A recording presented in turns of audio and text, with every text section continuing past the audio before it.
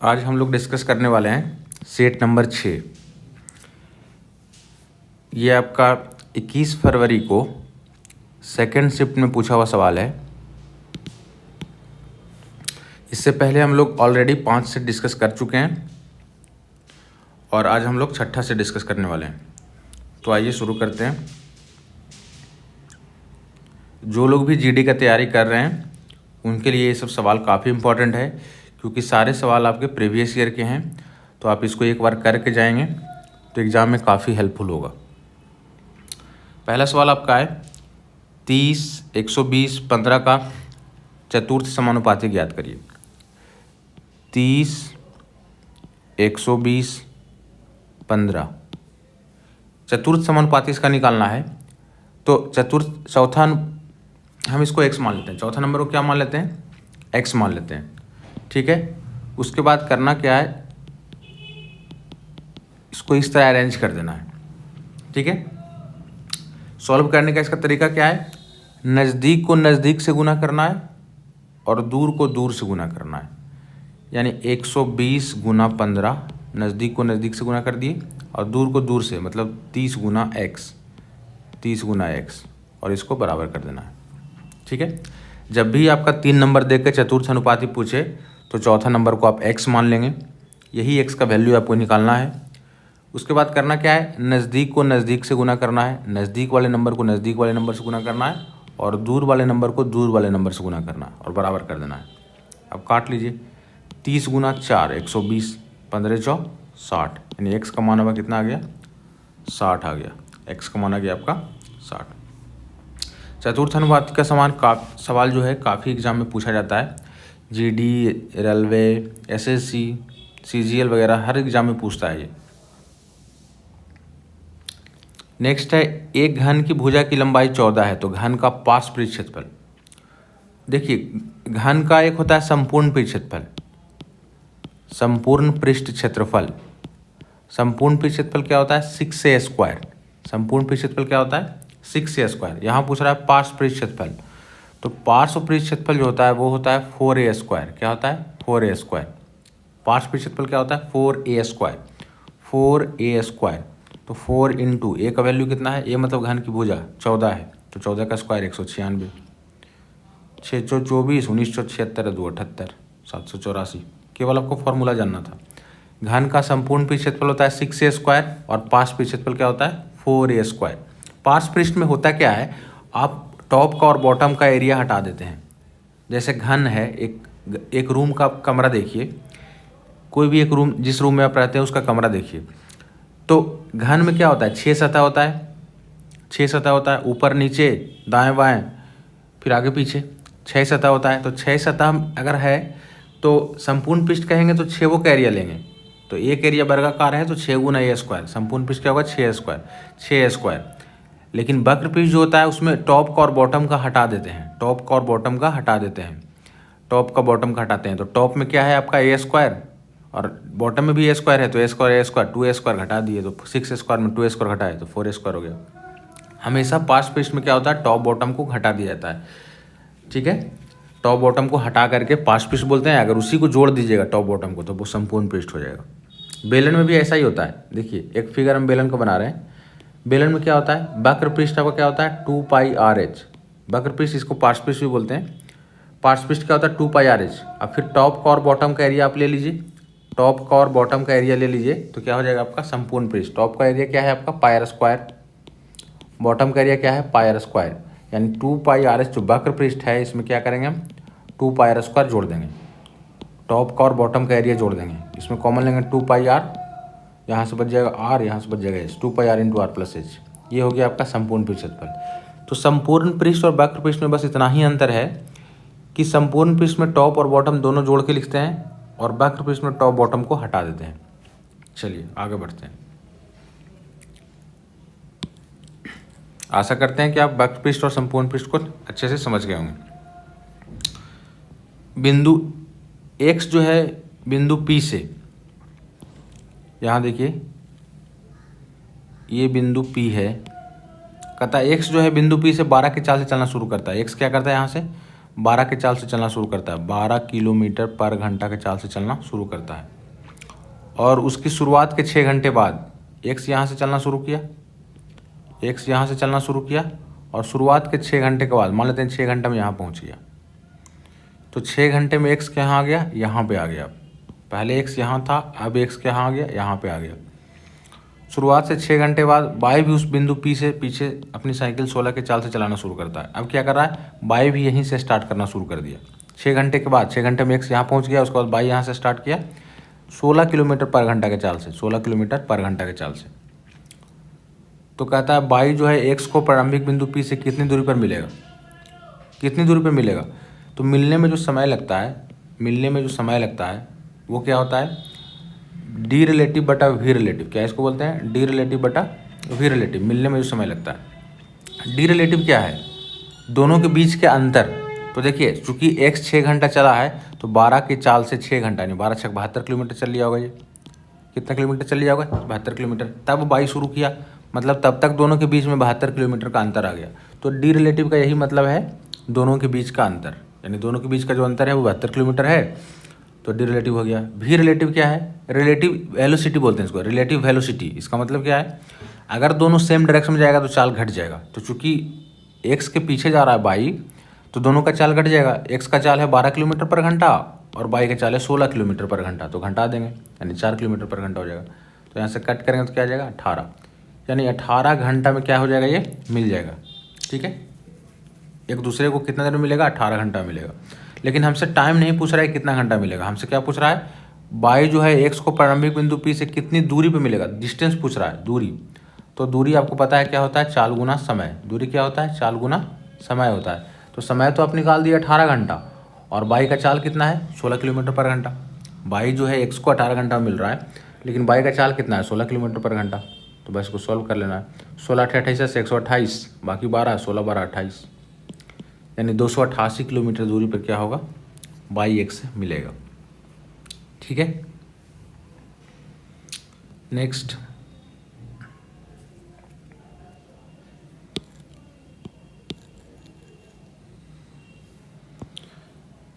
एक पुस्तक उसके अंकित मूल्य के 5/12 पे बेचने पे, यहाँ देखिए अंकित मूल्य को फिक्स प्राइस बोलते हैं या इसी को मार्केट प्राइस भी बोलते हैं।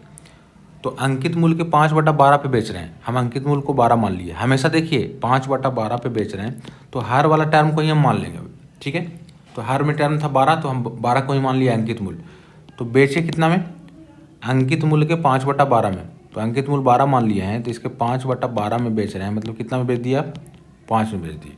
ठीक है, हर में जो टर्म रहेगा उसी को हम क्या मान लेंगे, अंकित मूल्य मान लेंगे। कोई भी कहीं भी अगर कुछ मानना है तो हर में जो वैल्यू दिया रहेगा आप उसी को मान लीजिए, तो थोड़ा आसान हो जाता है कैलकुलेशन।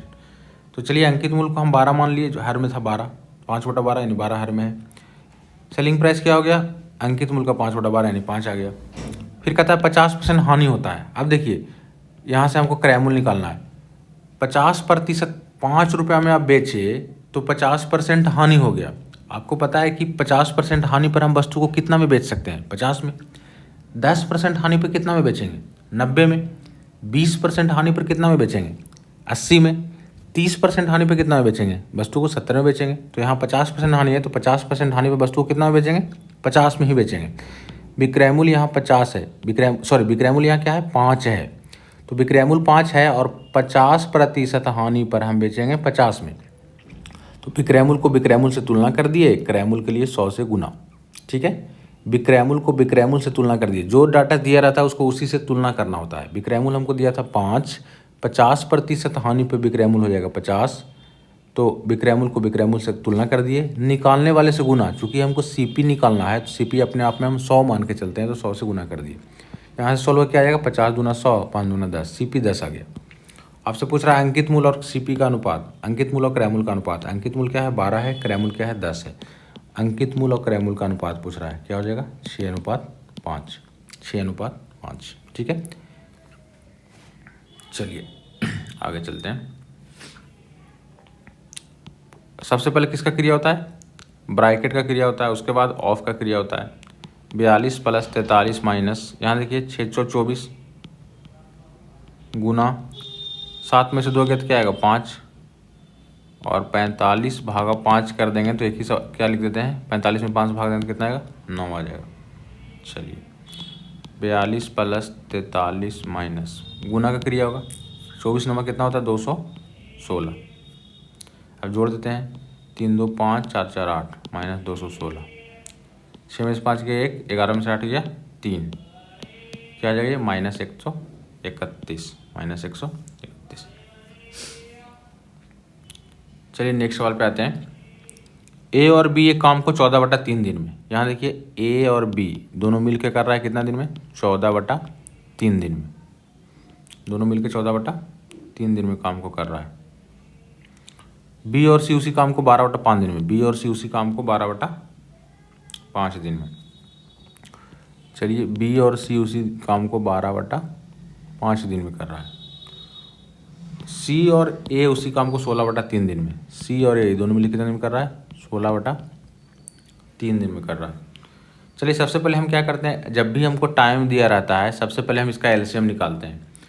तो फ्रैक्शन में जो रहता है उसका एलसीएम कैसे निकालते हैं, भिन्न में जो रहता है उसका एलसीएम कैसे निकालते हैं, भिन्न का एलसीएम, जैसे यहाँ 14/3 है, 12/5 है और 16/3 है। कभी कभी पूछता भी है फ्रैक्शन का एलसीएम बताइए, तो अगर इसका एलसीएम निकालना है तो ऊपर वाले का एलसीएम निकालेंगे, ठीक है, ऊपर वाले का क्या निकालेंगे, एलसीएम निकालेंगे, और नीचे वाला क्या निकालेंगे, एचसीएफ निकालेंगे। तो 14 12 16 का आप एलसीएम निकाल लेंगे, 336 आएगा, ठीक है, और नीचे 3 5 3 का एचसीएफ कितना आ जाएगा, 1 आ जाएगा। तीनों में कॉमन क्या है, कुछ भी नहीं है तो 1 ही आएगा। तो ठीक है, एलसीएम कितना आ गया, 336 आ गया। तो आपका एलसीएम आ गया 336, एलसीएम आ गया 336। अब जिसके टाइम से एलसीएम में भाग देंगे उसका क्षमता आ जाएगा। 14 दूना 28, 5 6 14 56, 24 24 ये 72, 12 दूना 24, 9 6 12 96, 28 5 140, 16 दूना 32, 21 63। ठीक है, तो जिसके टाइम से एलसीएम में भाग देते हैं, जिसके जैसे ए के टाइम से एलसीएम भाग देंगे तो ए का क्षमता आएगा, बी प्लस सी के टाइम से एलसीएम में भाग देंगे तो बी प्लस सी का क्षमता आएगा, सी प्लस ए के टाइम से एलसीएम भाग देंगे सी प्लस ए का क्षमता आएगा। इतना तो आपको पता है कि टाइम देता है तो एलसीएम निकाल लेते हैं और एलसीएम से फिर एफिशिएंसी निकालते हैं। इतना आपको पता है, हर जगह आप काम करते हैं, थोड़ा डाटा खाली इसमें कॉम्प्लिकेटेड दिया हुआ है, बाकी इतना आप काम हमेशा करते हैं। उसके बाद क्या करना है, कहता है तीनों मिलकर एक साथ काम करें तो काम कितना दिन में, तीनों मिलकर एक साथ काम करते हैं तो समान काम का कितना हिस्सा 2 दिन में पूरा हो जाएगा, 2 दिन में कितना हिस्सा हो जाएगा। तो देखिए 2 दिन में कितना काम करेंगे, एक दिन में कितना काम कर लेगा, 72 + 140 + 63। एक दिन एफिशिएंसी होता क्या है, एक दिन का काम ही होता है। एफिशिएंसी अब क्या होता है, एक दिन का काम, मतलब ए प्लस बी एक दिन में 72 काम, बी प्लस सी एक दिन में 140 काम, सी प्लस ए एक दिन में 63 काम। ठीक है, तो तीनों को जोड़ लेते हैं, 140 70 210 210 और 60 270 270 से 276। यानी यहाँ से जब तीनों को जोड़ेंगे तो ए 2 बार आ जाएगा, बी 2 बार आ जाएगा और सी 2 बार आ जाएगा।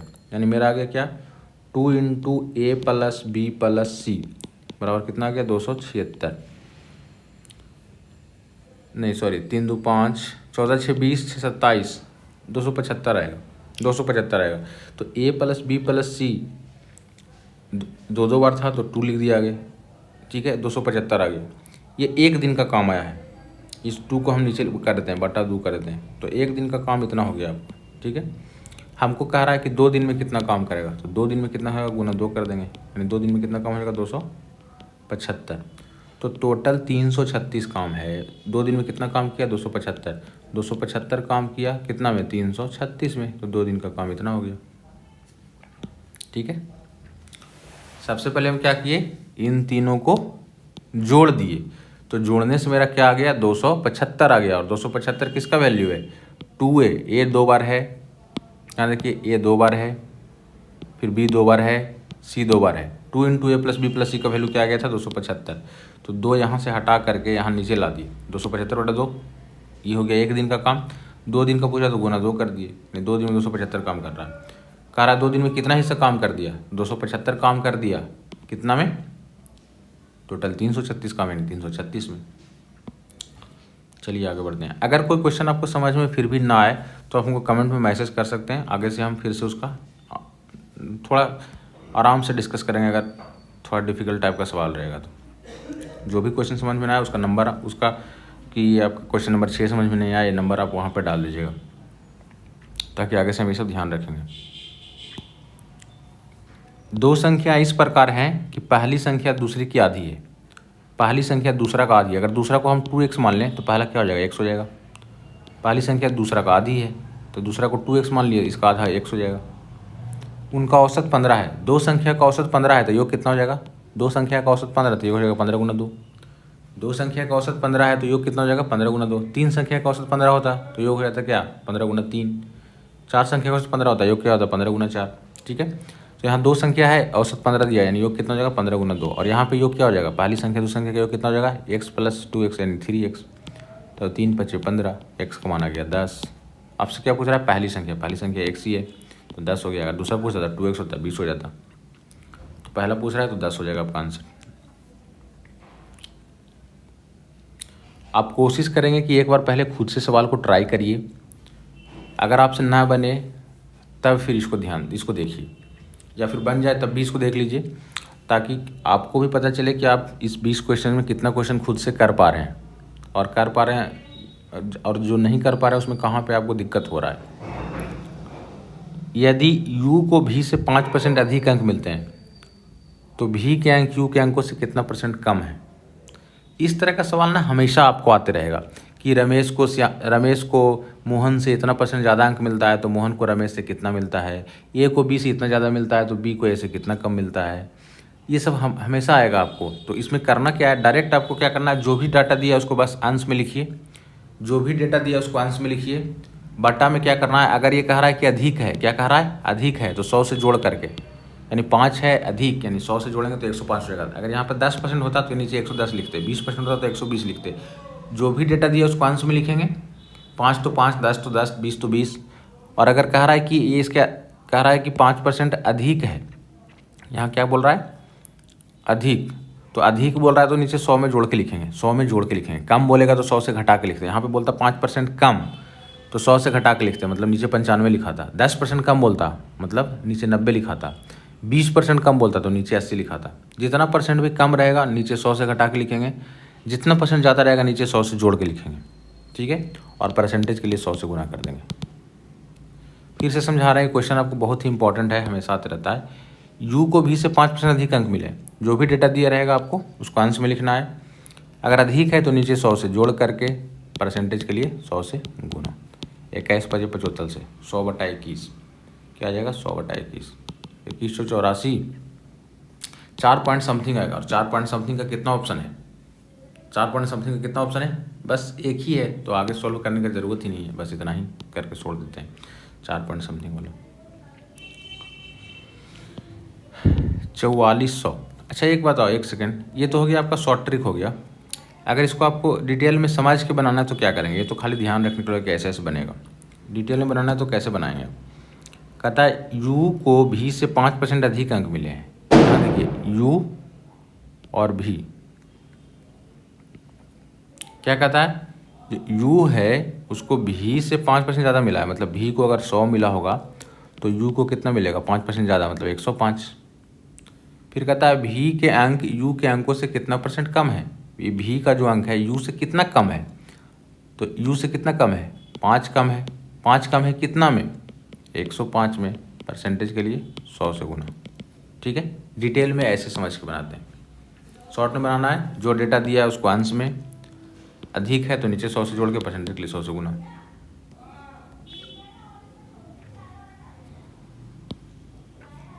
यहाँ क्या है आपका 4400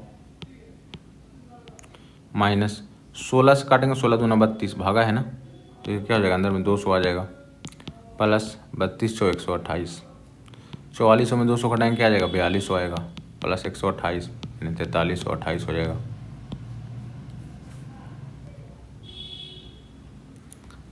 नेक्स्ट आपका है 1 का 4/5वां भाग, 1 का 4/5वां भाग, b के 2/5 भाग, b के 2/5 भाग के बराबर है, तो बराबर कर दिए। हाँ देखिए 5 से 5 कट हो जाएगा, हो गया। 2 से काटेंगे 2 दूना 4 हो जाएगा। क्या आ गया 2a बराबर b आ गया, ऐसे आ गया। ठीक है, ए और बी का रेशियो पूछ रहा है। आपको पता है जब इस तरह से तो क्या होता है, बी का गुणांक कुछ नहीं तो 1 है, बी का गुणांक ए के साइड आ जाता है और ए का गुणांक बी के साइड आ जाता है, यानी ए बी का रेशियो 1:2 हो गया।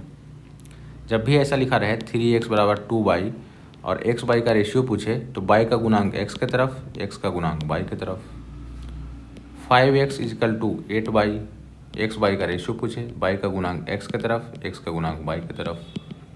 ठीक है, तो यहाँ पे वही था आपका 2a बराबर 1b था, तो b का गुणांक a की तरफ, a का गुणांक b की तरफ आ गया, यानी रेशियो क्या हो गया 1:2। निम्नलिखित में कौन सी संख्या 11 से विभाज्य नहीं है? कौन सा नंबर है जो 11 से नहीं विभाज्य है? कैसे चेक करते हैं कि 11 से विभाज्य है कि नहीं है? यहाँ देखिए अल्टरनेट नंबर एक एक छोड़ के उसको जोड़ देंगे। 2 और 5 7, एक एक छोड़ के क्या करना है, जोड़ देना है। फिर वापस बचिए कौन सा, 6 और 1, एक एक छोड़ के जोड़ देंगे 7। अगर इन दोनों का अंतर एक एक करके, एक एक छोड़ के पहले जोड़ दिए, 2 5 7। जैसे यहाँ पे एक बड़ा नंबर लेते हैं 3 5 8 6 3 5 7, ऐसे एक बड़ा नंबर लेते हैं। ये 11 से विभाज्य है कि नहीं इसको चेक करना है। 11 से विभाज्य है कि नहीं चेक करना है, तो कैसे चेक करेंगे? अल्टरनेट नंबर एक एक नंबर छोड़ के जोड़ देंगे। 3 8 11, 11 3 14, 14 7 21। ठीक है, फिर बाकी बच गया जो नंबर 5 6 11, 11 5 16, इसको भी जोड़ देंगे। ठीक है, अल्टरनेट नंबर को क्या किया हम, एक बार जोड़ दिए, फिर दूसरा बार भी अल्टरनेट नंबर को जोड़ दिए। उसके बाद अगर इन दोनों का अंतर 0 हो, 11 से विभाजित कोई नंबर हो, 11 हो, 22 हो, 33 हो, या फिर -11 हो, -22 हो, -33 हो, 0 हो इन दोनों का अंतर, चाहे तो 11 से विभाजित कोई भी नंबर हो, तो समझिए कि ये संख्या 11 से कट जाएगा, 11 से कट जाएगा। ठीक है, और अगर नहीं है 0, 11 से विभाजित कोई नंबर नहीं है तो नहीं कट पाएगा। तो चलिए फिलहाल अब चेक करते हैं, आप समझ गए होंगे क्या करना है। जो अल्टरनेट नंबर 2 और 5 क्या आएगा 7, यहाँ 6 और 1 क्या आएगा 7, अंतर क्या आ रहा है 0 आ रहा है, यानी क्या हो जाएगा 11 से विभाजित हो जाएगा। 6 2 8, 5 3 8, अंतर 0 आ गया, 11 से विभाजित हो जाएगा। 2 2 4, 8 7 15। ठीक है, -11 आ गया, ये भी 11 से विभाजित है, -11 भी 11 से विभाजित है, ये भी हो जाएगा। 6 2 8, 7 3 10, -2 आ गया, 11 से विभाजित नहीं है, ये नहीं हो पाएगा। ठीक है, तो अंतर जो है 0 आए, चाहे 11 से विभाजित कोई नंबर आए, 11 आए, 22 आए, 33 आए, या -11 आए, -22 आए, -33 आए, तो समझिए कि 11 से विभाजित है, अदरवाइज 11 से विभाजित नहीं। 4 संख्याओं का औसत 24 है। 4 संख्याओं का औसत क्या है, 24 है। प्रथम 2 संख्याओं का औसत अंतिम 2 संख्याओं के औसत से दोगुना है। 4 संख्या में प्रथम 2 संख्या और अंतिम 2 संख्या, 4 संख्या है उसमें पहला 2 संख्या, 4 संख्या देखिए से 1 2 3 4, मतलब 4 संख्या है, तो पहला 2 संख्या और अंतिम 2 संख्या का बात हो रहा है। ठीक है, ऐसे बात हो रहा है। तो 4 संख्या में कह रहा है पहला 2 संख्या और अंतिम 2 संख्या, तो पहला 2 संख्या का औसत जो है अंतिम 2 संख्या के औसत से दोगुना है, यानी अंतिम 2 संख्या का औसत को हम अगर x मान लें तो पहला 2 संख्या का औसत क्या हो जाएगा, इससे दोगुना हो जाएगा, यानी 2x हो जाएगा। अंतिम 2 संख्या का औसत अगर हम x मान लिए तो पहला 2 संख्या का औसत क्या हो जाएगा, इससे दोगुना हो जाएगा, यानी क्या हो जाएगा 2x हो जाएगा। ठीक है, आप देखिए 4 संख्याओं का योग कितना हो जाएगा 2496। 4 संख्याओं का औसत 24 है, तो योग कितना हो जाएगा 2496, गुना कर देते हैं। यहाँ देखिए 2 संख्याओं का योग कितना हो जाएगा 4x, यहाँ 2 संख्याओं का योग कितना हो जाएगा 2x, इन दोनों को जोड़ेंगे तो ये भी 4 संख्या का योग हो गया। 4 संख्या का योग 4 संख्या योग के क्या हो गया, बराबर हो गया। ये भी 4 संख्या का योग, ये भी 4 संख्या का योग, बराबर कर दिए। अब 6x का मान कितना आ गया 96 आ गया, x का मान कितना आ जाएगा 16 से 96, x का मान 16 आ गया। कह रहा है अंतिम 2 संख्याओं का योग क्या है, अंतिम 2 संख्याओं का x क्या निकाल लिया, औसत निकाल लिए, योग ये वाला है। ठीक है, अंतिम 2 संख्याओं का औसत x था, योग क्या हो जाएगा 2x, तो x का मान 16 है, तो 2x का मान कितना हो जाएगा 16 दूना, 2x का मान कितना हो जाएगा 16 दूना 32, 16 दूना 32। अंतिम 2 संख्याओं का औसत x था, x का मान निकालिए 16, तो योग कितना हो जाएगा 16 दूना 32। कोई दिक्कत नहीं, आशा करते हैं आप समझ रहे हैं सब क्वेश्चंस को। ज़्यादा मुश्किल क्वेश्चन है नहीं, नॉर्मल से ही सब सवाल है। यदि 5 शर्ट का क्रय मूल्य, ये देखिए एकदम इम्पॉर्टेंट है, ये हर एग्जाम में आता है ऑलवेज। 5 शर्ट का क्रय मूल्य को हम बोलते हैं सीपी, कॉस्ट प्राइस। 5 का सीपी, 5 शर्ट का सीपी, 3 शर्ट के विक्रय मूल्य, 3 शर्ट का विक्रय मूल्य मतलब एसपी के समान है, बराबर है, समान मतलब बराबर। 5 का क्रय मूल्य 3 के विक्रय मूल्य के बराबर है, तो बराबर कर दिए। अब देखिए हमको यहाँ से सीपी और एसपी का अनुपात निकालना है, तो क्या करेंगे, अभी आपको बताए थे, सीपी वाला एसपी वाला चला जाएगा सीपी की तरफ और सीपी वाला चला जाएगा एसपी की तरफ। बस एसपी क्रय मूल्य और विक्रय मूल्य का अनुपात निकल गया, 3:5। लाभ का प्रतिशत पूछ रहा है। देखिए 3 रुपया में आप खरीदे, क्रय मूल्य मतलब 3 रुपये में आप खरीदे, विक्रय मूल्य मतलब 5 रुपये में बेच दिए, तो कितना रुपये का लाभ हो गया, 2 रुपये का। 3 में खरीद के 5 में बेच दिए, 2 का लाभ हो गया। लाभ हमेशा किस पे निकालते हैं, क्रय मूल्य पे निकालते हैं, तो बटा 3 × 100। 2 रुपये का लाभ हुआ कितना में, 3 में, चूँकि लाभ हमेशा किस पे होता है, क्रय मूल्य पे होता है। परसेंटेज के लिए 100 से गुना, परसेंटेज के लिए 100 से गुना, आप सॉल्व कर लेंगे। 66.66%, ठीक है।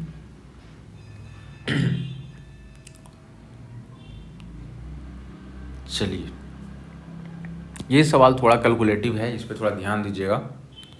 कह रहा है 2 वर्ष के लिए 22,000 रुपये पर प्राप्त ब्याज इतना रुपया है। आपके पास 22,000 रुपया था, कितना रुपया था आपके पास, 22,000। उस पर आपको ब्याज कितना मिला, 10,210। तो ब्याज का दर कितना जो पूछ रहा है।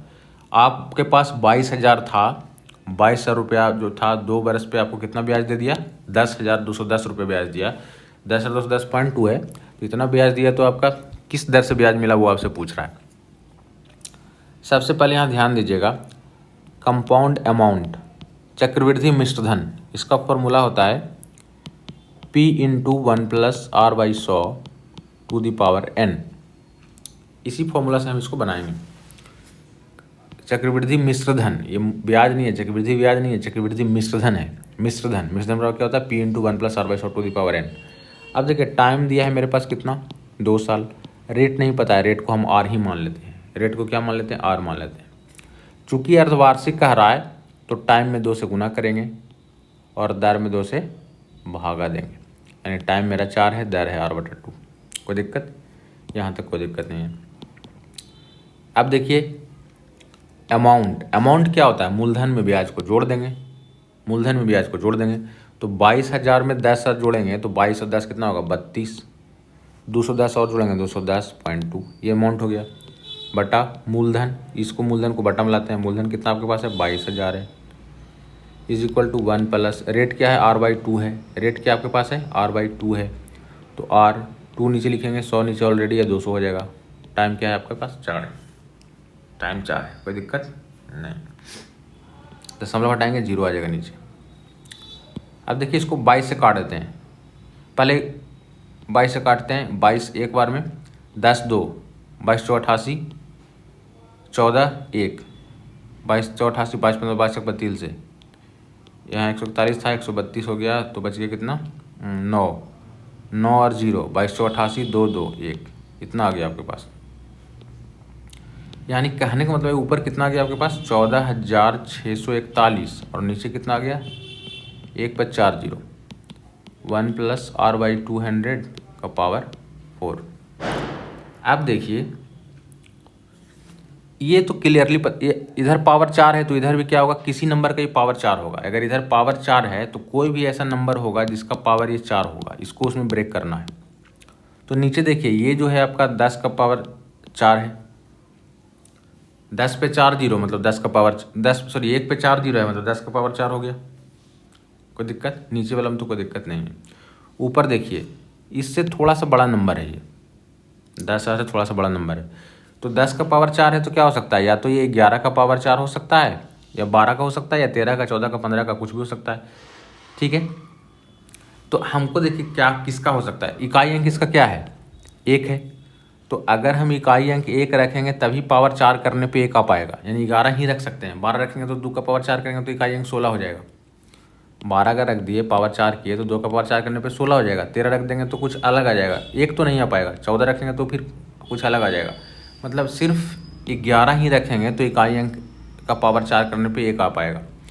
कहने का मतलब ये है कि ऊपर जो है 11 का पावर 4 है, नीचे 10 का पावर 4 है। ठीक है, ये 10 से हम इससे पकड़ लिए हम ऊपर वाला को, 1 प्लस r/200 का पावर 4। ठीक है, अब देखिए जब दोनों का पावर बराबर है तो बेस भी क्या हो जाएगा, बराबर हो जाएगा, यानी 11/10 बराबर 1 प्लस r/200। 1 को इधर घटा लेते हैं तो 11/10 में 1 घटा लेंगे, r/200, ये क्या हो जाएगा आपका 1/10 बराबर r/200। r का मान क्या आ गया 20% आ गया। ठीक है, रेट आपका कितना आ गया 20%। थोड़ा कैलकुलेटिव सवाल था ये, पावर 4 नहीं होता तो थोड़ा ज़्यादा आसान हो जाता, बाकी कुछ इसमें है नहीं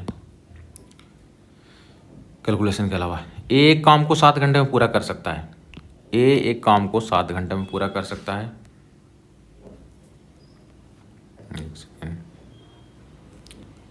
बी और सी इसे 21 घंटा 4 घंटा में पूरा कर सकता है, और सी और ए इसे 7/2 घंटा में पूरा कर सकता है। यहाँ देखिए टाइम दिया है, पहले एलसीएम निकालेंगे। फ्रैक्शन का एलसीएम है 7, 21/4, 7/2। फ्रैक्शन का एलसीएम कैसे निकालते हैं, ऊपर वाला का एलसीएम 7, 21, 7 का एलसीएम क्या आएगा 21 आएगा, नीचे वाला देखिए नीचे में यहाँ कुछ नहीं तो 1 है, तो 1, 4, 2 का एलसीएम क्या आएगा, नीचे वाला का एलसीएम निकालते हैं 21 आएगा, यानी सॉरी 1 आएगा।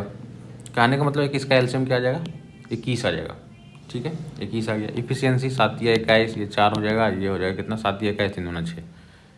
तो क्षमता आप निकाल लिए, सबसे पहले क्या निकाल लिए, एलसीएम निकाल लिए, फिर क्षमता निकाल लिए। कह रहा है बी को अकेले इस काम को पूरा करने में कितना समय लगेगा, तो बी का क्षमता निकालना पड़ेगा।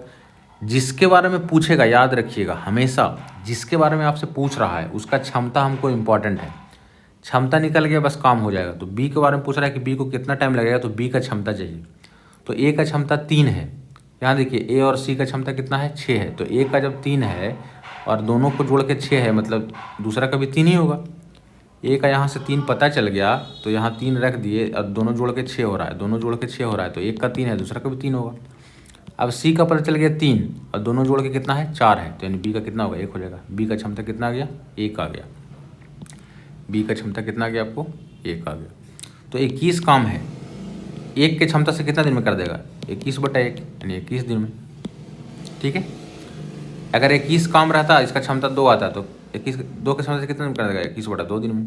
क्षमता 3 आता तो 3 कर दे, जितना क्षमता आता उतना से भाग दे देते, बस जितना भी क्षमता आता क्या करते उतना से भाग दे देते, काम खत्म हो जाता। टोटल काम में जितना भी क्षमता आता उससे भाग दे देते। चलिए अगला सवाल है, एक वस्तु का अंकित मूल्य विक्रय मूल्य इतना और इतना है। अंकित मूल्य फिक्स प्राइस या इसको मार्केट प्राइस भी बोलते हैं, ये कितना है 66,000 है, और सेलिंग प्राइस क्या है आपका 4752 है। छूट कितना दे रहा है जो पूछ रहा है आपसे। चलिए पहले 11 से काट लेते हैं, 11 छक 66, 11 चौ 44, 3 5, 11 3 33, 11 दूना 22। ठीक है, इतना कट गया। चलिए 6 से भी इसको काट ही लेते हैं, 6 7 42, 1 2, 6 दूना 12, यानी 100 इधर आ गया, इधर कितना आ गया 72 आ गया। रेशियो निकाल दिया हम काट छाट करके 100 72। 100 का सामान आपको 72 में दे देते, कितना का छूट दिया 28 का छूट दिया। 100 पर जो भी छूट देता है वही क्या होता है प्रतिशत छूट होता है। 100 पे जो भी छूट देता है वही क्या होता है प्रतिशत छूट होता है, और 28% ही हो गया। काटने छाटने से थोड़ा क्या होता है डेटा आसान हो जाता है। 420 प्लस, सबसे पहले भागा का काम करेंगे, 64/8, 8 ही हो जाएगा। फिर गुना काम करेंगे 3 दूना 6, 420 प्लस 8, 428 माइनस 6, 422 हो जाएगा। इजी सवाल है ये। आगे देखिए, जॉन ने एक बैंक खाते में 10,000 जमा किए, $10,000, ये डॉलर का साइन है, $10,000 जमा किया। मान लेते हैं आप जॉन हैं, आप क्या किए बैंक खाते में $10,000 जमा, सॉरी $1,000 जमा कर दिया, आप $1,000 है। ये कहता है 5% वार्षिक साधारण ब्याज की दर प्रदान करता है। बैंक क्या करता है आपको 5% एक वर्ष में ब्याज देता है, 5% एक वर्ष में आपको ब्याज देता है। तो 2 वर्षों के बाद उसको कितना ब्याज मिलेगा, तो 1 साल में 5% ब्याज मिल रहा है, तो 2 साल में कितना ब्याज मिलेगा 10%। साधारण ब्याज में क्या होता है डायरेक्ट आर को टी से गुना करते हैं, एस आई बराबर क्या होता है RT होता है, एस आई बराबर क्या होता है RT होता है। ठीक है, तो 5% है दर और टाइम है 2 साल, मतलब ब्याज कितना मिल जाएगा 10% ब्याज मिल जाएगा। 10% किसका, जो पैसा आप जमा करेंगे उसका। पैसा जमा किए हैं कितना 1,000 जमा किए हैं, तो 1000 का आपको 10% ब्याज मिल रहा है, मतलब क्या हो जाएगा, 100 रुपये ब्याज मिलेगा। डॉलर में है तो $100 ब्याज मिलेगा, $100 ब्याज मिलेगा। ठीक है, 5% की दर से 2 वर्ष में ब्याज कितना मिल जाएगा, 10%। 10% किसका मिलेगा, जो पैसा आप जमा करेंगे, यानी $1000 जमा किए थे तो 1000 का 10%, $100 आ गया। ए में पहले 20% की वृद्धि की जाती है। मान लेते हैं कि ए 100 है, मान लेते हैं कि ये 100 है, पहले 20% बढ़ा है तो 100 से 20% बढ़ाएंगे तो 120 हो जाएगा, 100 से 20% बढ़ाएंगे 120 हो जाएगा। और फिर उसमें 30% कमी की है, फिर 30% कमी की, यानी 120 का 30% कमाएंगे मतलब 70% हो जाएगा।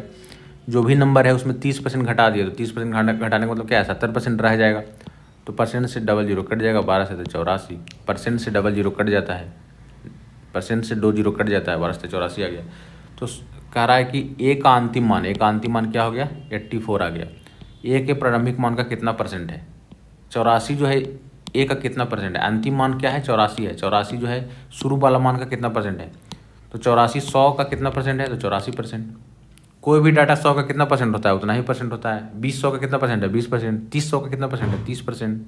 निकालना है तो कैसे करेंगे, 84 बटा 100 गुना 100, 100 कट जाएगा, 84 ही आएगा। चलिए लास्ट सवाल, एक मेज को 11,480 में बेचने पर 18% हानि होता है। बेच रहे हैं कितना में, 11,480 में। आप सेल कर रहे हैं कितना में, 11,480 में। ठीक है, और आपको कितना हानि हुआ, 18%। 18% हानि पे कितना में सेल करेंगे, 82 में। 18% हानि पे कितना में सेल करेंगे, 82 में। तो सेलिंग प्राइस को सेलिंग प्राइस से कंपेयर कर दिए। यहाँ से क्रय मूल्य निकाल लेते हैं, क्रय मूल्य निकाल लेते हैं, क्रय मूल्य। चलिए 82 से काट देते हैं। देखिए ये 1100, इसको मानिए 1100 है ये, तो 1100 है तो 15 8 20 से, 15 से अगर काटेंगे तो 15 8 20 से 1200 के आसपास आ जाएगा। 14 से काट कर देखते हैं, 14 दूना 28, 14 8 बड़ोदल से 112 2 114, ठीक है 14 से कटिए यानी 140। 140 पे 100 इसका मतलब क्या आ गया, 14,000। क्रय मूल्य आ गया कितना, 14,000 आ गया। ठीक है, विक्रय मूल्य को विक्रय मूल्य से बराबर कर दिए, क्रय मूल्य के लिए 100 से गुना, यानी अब सामान को 14,000 में खरीदे थे, निकाल दिए।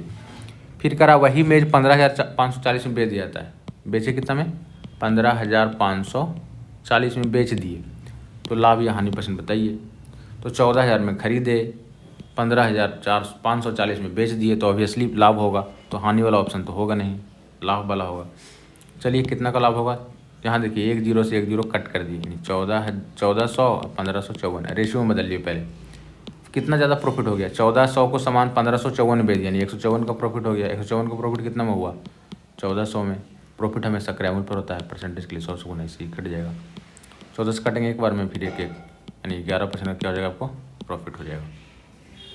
दिक्कत तो हमेशा क्या कीजिए, डाटा को रेशियो में बदल लीजिए ताकि सॉल्यूशन थोड़ा आसान हो जाए। अगर वीडियो आपको अच्छा लगे तो कृपया वीडियो को लाइक और चैनल को सब्सक्राइब जरूर कर दें।